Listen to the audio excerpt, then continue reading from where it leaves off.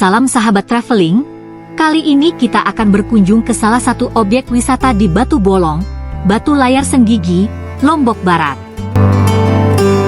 Pada kesempatan ini, kita akan menikmati sunset yang cantik, dengan bentang alam perbukitan dan pantai, di kawasan wisata Senggigi. Aksesibilitas ke lokasi, dapat menggunakan kendaraan, dari arah Mataram menuju Batu Layar, melalui simpang 3 Begibung Resto di Batu Bolong, belok kanan 170 meter, dan belok kiri 160 meter menuju area parkir. Selanjutnya perjalanan dilakukan dengan jalan kaki, trekking mendaki bukit dengan jarak 853 meter ke lokasi.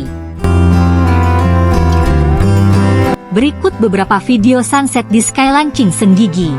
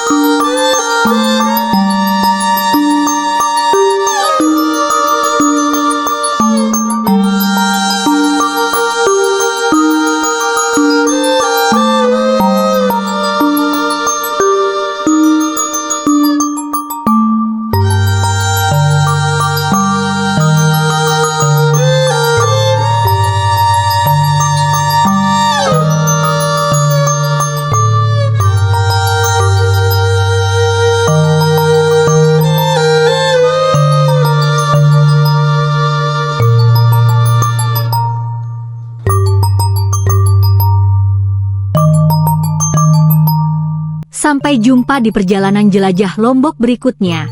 Jangan lupa subscribe, like, share dan komennya. Terima kasih.